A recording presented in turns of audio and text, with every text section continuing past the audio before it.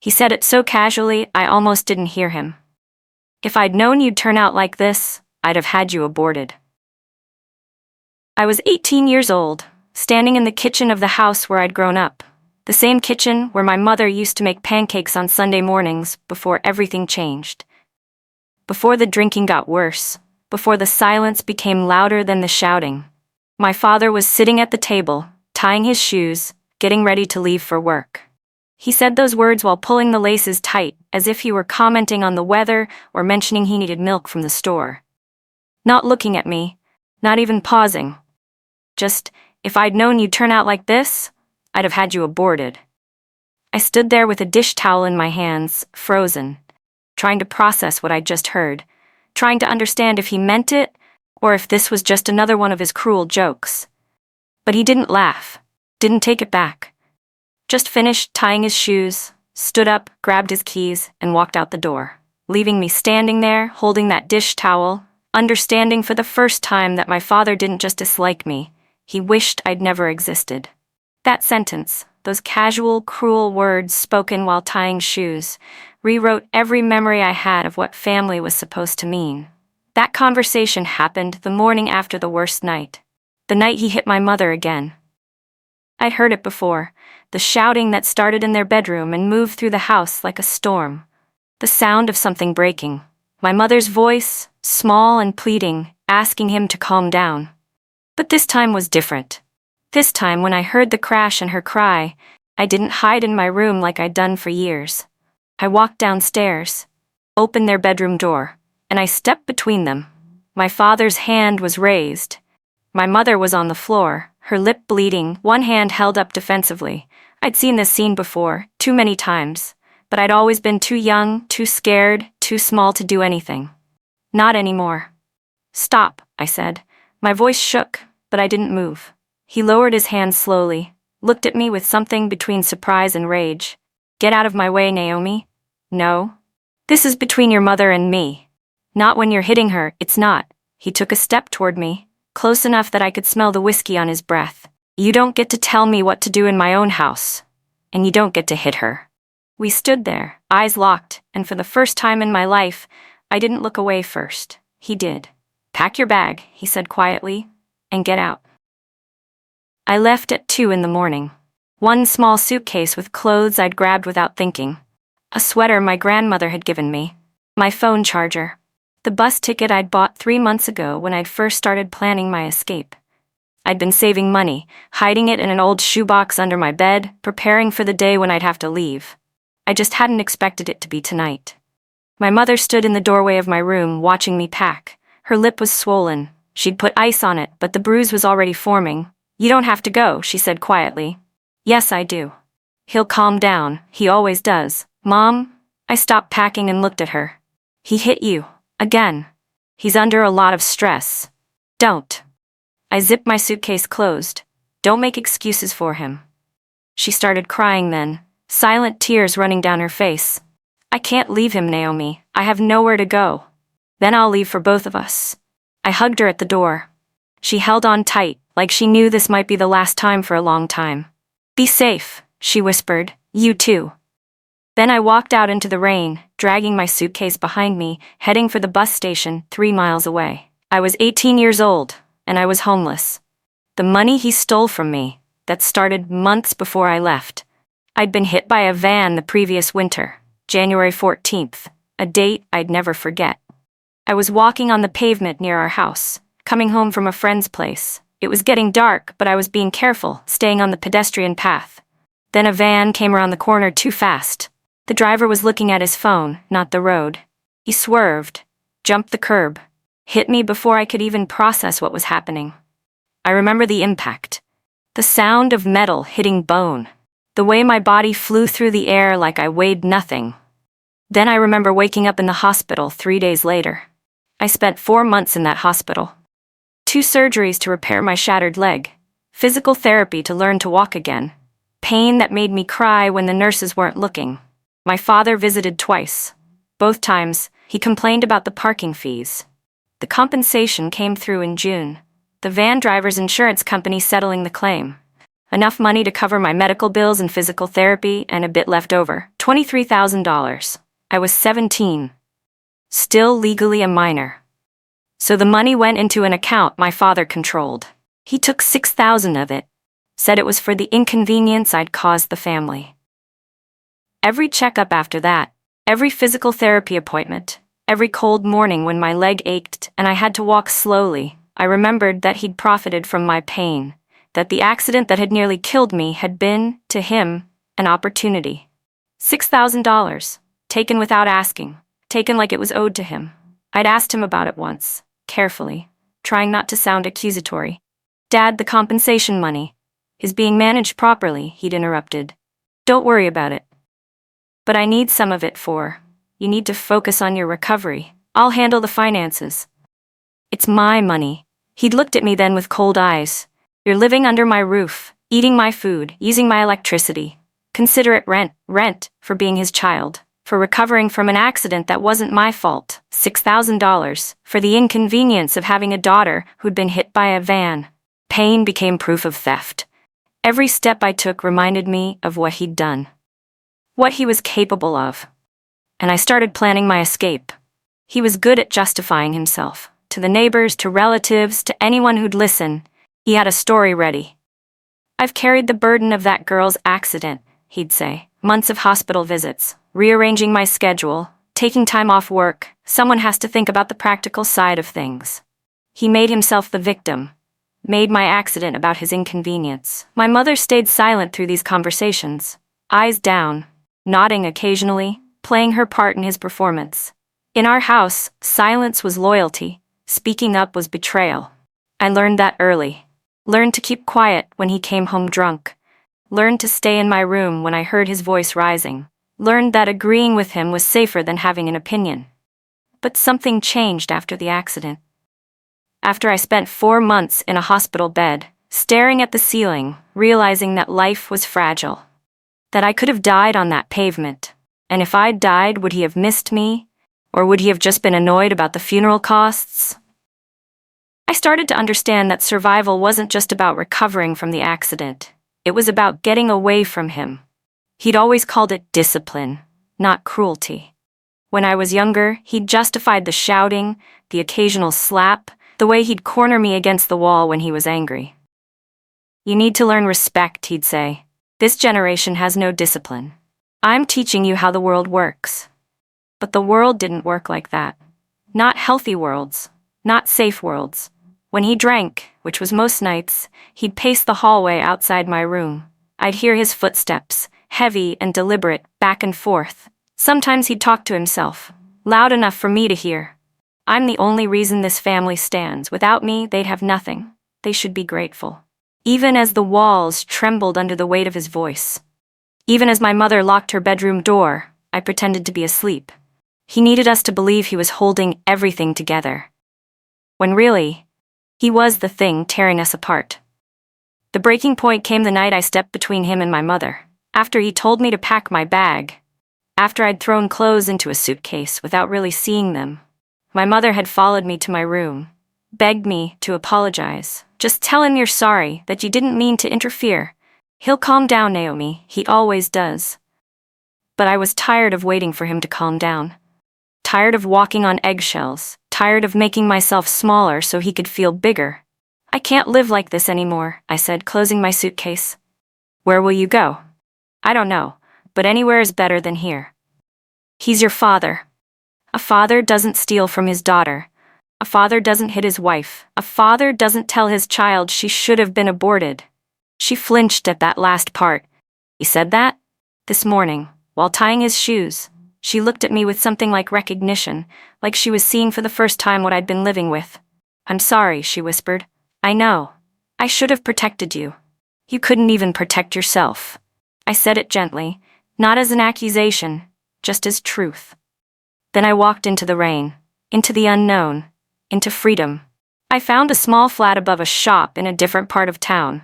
The landlord was an older woman who asked a few questions. Just wanted the first month's rent and a deposit, both of which I paid with money from my compensation fund, what was left of it after my father had taken his share. The flat was tiny. One room with a kitchenette in the corner. A bathroom barely big enough to turn around in. No heat except for a small electric heater that made the electricity bill terrifying. But it was quiet, no footsteps pacing outside my door, no shouting from downstairs, no tension thick enough to choke on. Every night I'd lie in bed and listen to the silence. Real silence. Not the holding your breath kind, not the waiting for the storm kind, just quiet. I told myself silence was luxury, peace was wealth. And in that tiny cold flat, I was rich. He sent notes through my siblings. My younger brother Marcus would text me screenshots. Messages from our father that he wanted passed along. Tell your sister she's being ungrateful. Tell her she'll regret this. Tell her family is supposed to stick together, not abandon each other. Marcus would add his own messages. I don't agree with him, just thought you should know. My sister Zoe was less diplomatic. She'd call me angry. Do you know what it's like here now? He's worse since you left, takes everything out on us. I'm sorry, I'd say, then come back, apologize, make things right. I can't do that. Why not? Because it won't fix anything. He'll just keep doing what he's always done. She'd hang up frustrated, stop calling for a few weeks, then the cycle would start again. I kept all the messages, all the screenshots, all the evidence of how he tried to control the narrative even after I'd left. Evidence of why distance mattered. My parents separated 8 months after I left, not because of me, though my father told everyone it was. My mother had finally reached her breaking point, had finally understood that calming down wasn't the same as changing. She moved in with her sister, got a job at a grocery store, started therapy, and my father told everyone I'd turned her against him. My daughter poisoned her mother's mind, he'd say to relatives. She was always dramatic, always making things bigger than they were. Now she's destroyed my marriage. He always needed someone else to carry the weight of his reflection. Could never look at his own actions and take responsibility. It was my fault he drank, my fault he got angry, my fault his wife left. Never his choices, never his violence, never his cruelty. Always someone else to blame. Learning to walk properly again took over a year. The doctors had been honest. The damage was severe.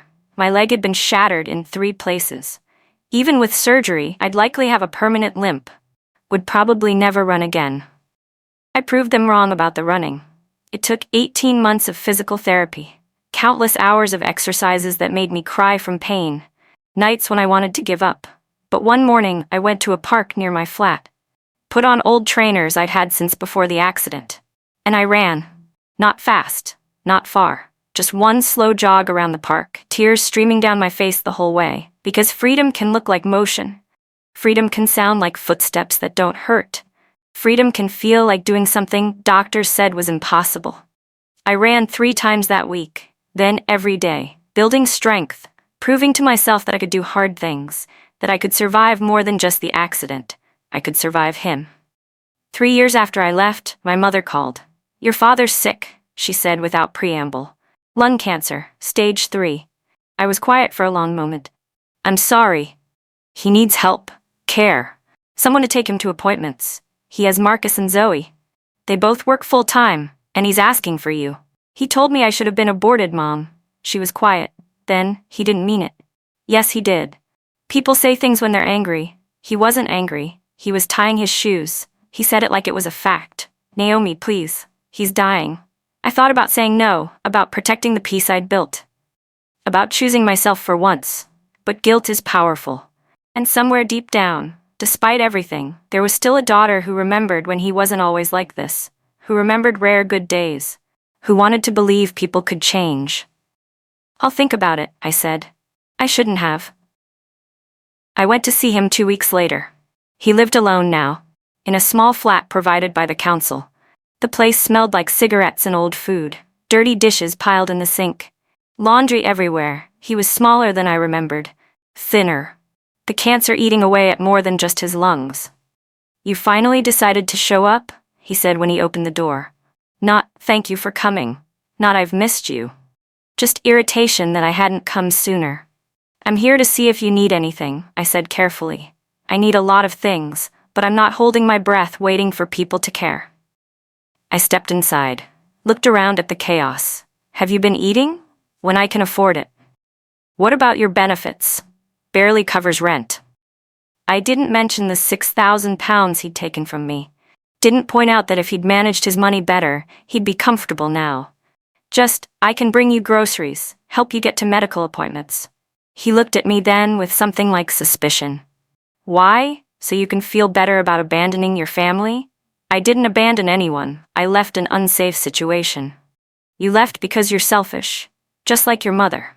And there it was, the same man, smaller and sicker, but fundamentally unchanged. Still blaming everyone else, still making himself the victim. I almost left right then, but I didn't. Instead I said, I'll come back Thursday with groceries. And I hated myself a little for it. Over the following months I became his part-time carer. Not out of love, not out of any belief that this would fix our relationship, or that he'd suddenly become the father I'd always wanted. Out of habit. Out of that deeply ingrained sense that children are supposed to take care of their parents. That family obligation trumps everything else. I kept track of his medical appointments, refilled his prescriptions, listened to his complaints about the doctors, the nurses, the government, the world. Every kindness I showed him felt like penance for the crime of existing, for being born, for surviving that accident, for having the audacity to want a life that didn't center around his needs. He never thanked me, never acknowledged what I was doing, just expected it, like it was owed to him, like I was still paying rent for the inconvenience of being his daughter. One morning, about 6 months into caring for him, he looked at me while I was making his tea. You're just like your mother, he said, always thinking you're better than everyone else. I stirred the tea slowly, added the sugar he liked, didn't respond. Did you hear me? I heard you. And? And nothing. I'm making your tea. He watched me with narrowed eyes, looking for a reaction, looking for the hurt he used to be able to inflict so easily. But my hands didn't shake anymore, my voice didn't waver. I'd spent 3 years building a life where I didn't have to be afraid. Where criticism rolled off instead of sinking in, where his opinion of me mattered less than my opinion of myself. I handed him the tea. He took it without thanks. You've changed, he said. Not as a compliment. Yes, you used to be softer, easier. I used to be scared. And now? I looked at him directly. Now I just feel tired. He didn't have a response to that. Just sipped his tea and stared at the television. And I realized something important. He had no power over me anymore. I was here by choice, and I could leave by choice. That made all the difference. The final break came over money. My cousin Helena had lent my father $2,000 years ago, before the cancer, before his circumstances changed. She'd been asking for it back. Gently at first, then more insistently. One afternoon she came to his flat while I was there. Asked him directly about repayment. I don't have it, he said flatly. You've had 3 years. I need it back. I have my own bills. Then you shouldn't have lent it if you couldn't afford to lose it. Helena's face flushed.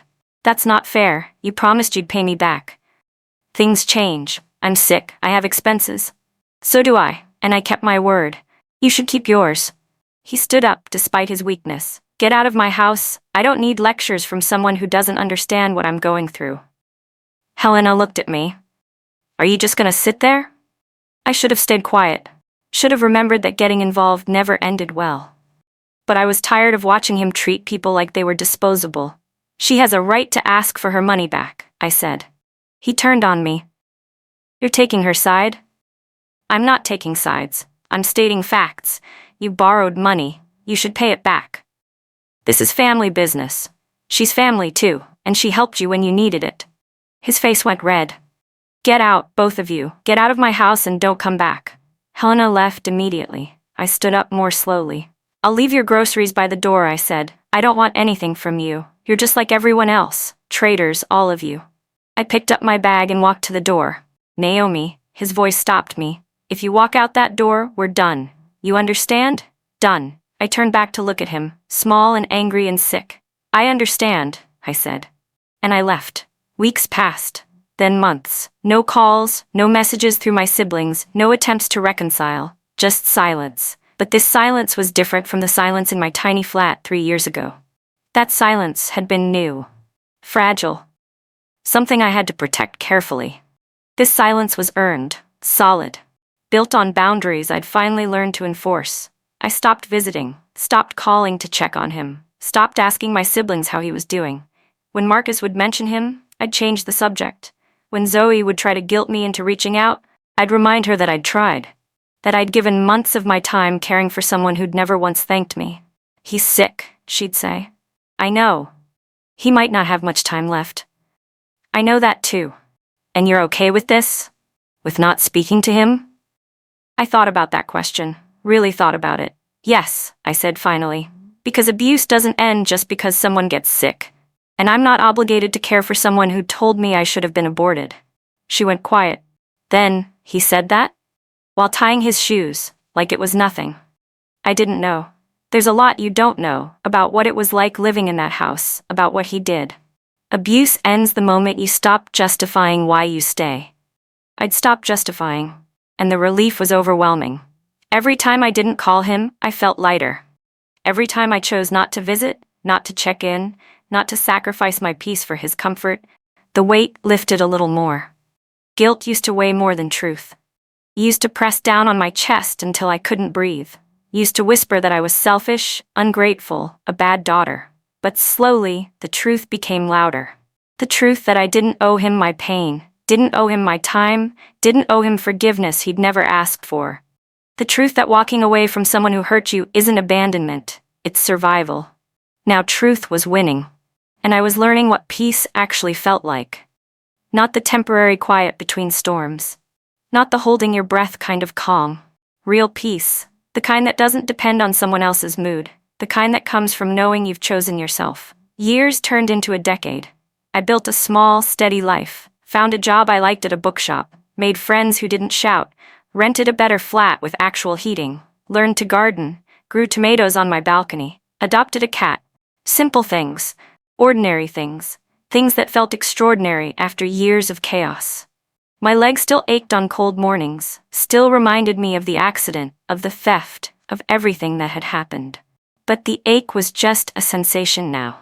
Not a symbol, not a constant reminder of betrayal, just an old injury that sometimes hurts, that I'd learned to manage. I got promoted at work, started taking evening classes, made plans for a future that didn't include anyone who'd hurt me. My father never reached out, never called, never sent messages through my siblings asking how I was, and I realized he probably didn't think about me at all. While I'd been building boundaries and processing trauma and learning to trust people again, he'd probably just moved on to the next person to blame. That should have hurt. Instead, it felt like confirmation that I'd made the right choice. The call came on an October morning. I was at work, shelving books in the fiction section, when my phone buzzed. Zoe's name on the screen. We hadn't spoken in months, since the last time she'd tried to convince me to reconcile with our father. "Hello, Naomi." Her voice was odd, careful. "Did you know Dad died?" I set down the book I was holding. "What? Dad, he died. Did anyone tell you?" My mind went blank. "When?" "May. He died in May." I looked at my phone, checked the date, October 15th. That was 5 months ago. "I know. And you're just telling me now?"